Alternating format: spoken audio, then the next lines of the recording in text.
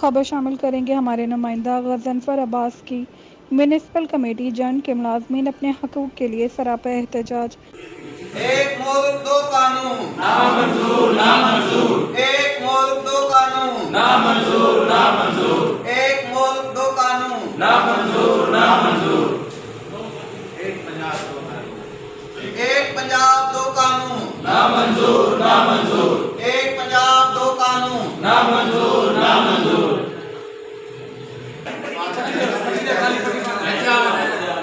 ना मंजूर। एक सूबा दो कानून ना मंजूर ना मंजूर। एक सूबा दो कानून ना मंजूर ना।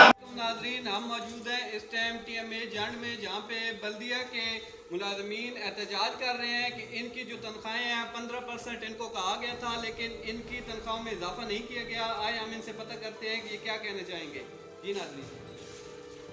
बिस्मिल्लाहिर्रहमानिर्रहीम। जैसा कि आप सब अब आपको पता है इस हवाले से कि पंजाब के अंदर 15% डिस्पैरिटी अलाउंस और 15% इडाक रिलीफ 2022 का नोटिफिकेशन हुआ, लेकिन इस ज़मन में देखा जाए तो MC कैडर, टेप्टा और दीगर कुछ ऐसे इदारे हैं जिनका अभी तक नोटिफिकेशन नहीं जारी किया गया, और इसी सिलसिले में हैप्का पंजाब की जानिब से भी एहतजाजी कॉल दी गई है और अगेगा के प्लेटफार्म से एहतजाजी धरना लाहौर में दिया जा रहा है।